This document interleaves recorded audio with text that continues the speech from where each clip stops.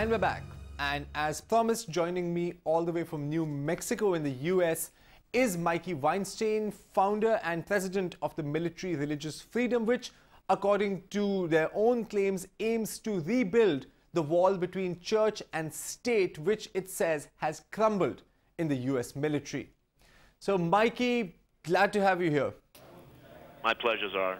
Okay, now, Mikey, we've been looking at these videos, Christian Embassy, among others, tracking the start of this evangelical movement. But the feeling I get is when you start watching a movie from the middle. So you tell me, when exactly did this evangelical takeover of the military, as you call it, when did it start? We think a good demarcation point was 1972, towards the end of the Vietnam War, when America got rid of its draft.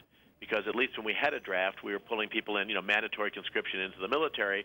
The people were coming in from, both conservative and liberal parts of America, what we refer to as red and blue states, with some degree of, a level playing field equanimity. With the end of the draft, there was kind of a gigantic transformation where the so-called volunteer force, that we still have a poverty draft, I can tell you that, but it started coming much more from the conservative parts of our country. It continued to morph and morph and morph, and then during the in 1994, at the second year of President Clinton's first term, we really saw the politics of polarization kind of rear its ugly head here in America when Newt Gingrich took over as the Speaker of the House, and this whole concept of you're either the right kind of American or you're not the right kind of American started to emerge. And then, of course, after 9/11, this went on steroids. Okay, it's true that as a general rule, armies tend to attract the more conservative members of society, the more right-wing perhaps.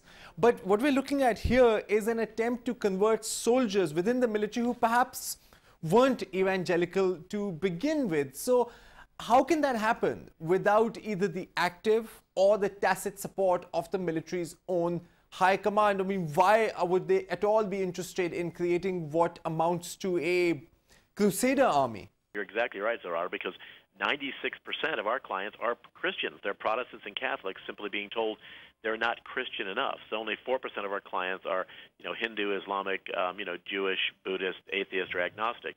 The problem is if you look at the Officers Christian Fellowship, which is a significant parachurch organization that operates with complete abandon in the U.S. military, until this year, they finally changed their goals and purpose because we were hammering them in the press. But wait till you hear this.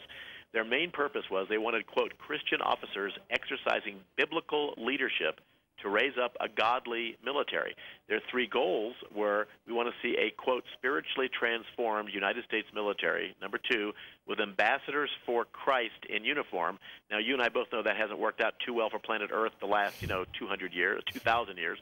Lastly, empowered by the Holy Spirit.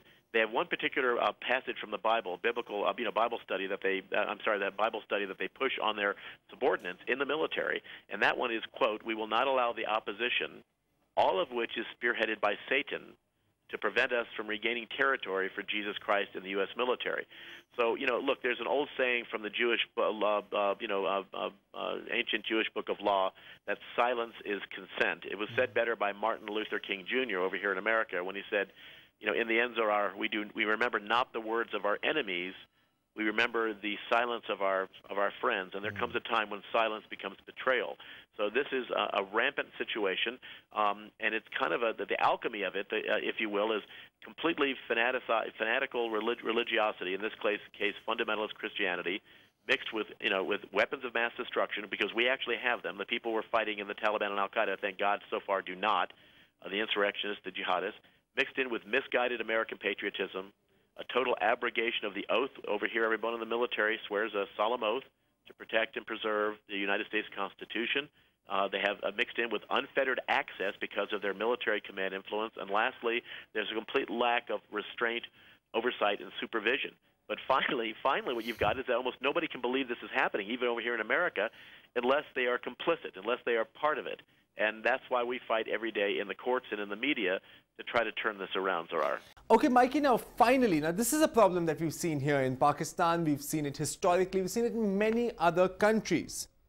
If the military high command's orders go against what you feel are God's orders, then who in the final analysis will these people end up obeying? Because in this country, we do not take an oath to support the president or a particular sovereign. We take an oath to support our United States Constitution, which makes it clear that we do not mix religion and politics.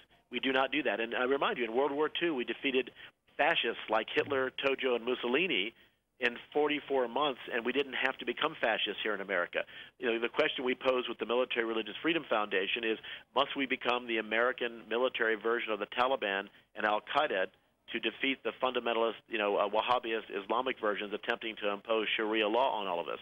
No. The answer is emphatically no, because when you start mixing in the concept of God, with rockets, grenades, and nuclear weapons, we end up with oceans and oceans of blood. Not little creeks and rivers or ponds or streams or lakes. We end up with oceans and oceans of blood. We've seen it over and over again, and we cannot let this happen based on any country allowing religion to be mixed in with its weaponry.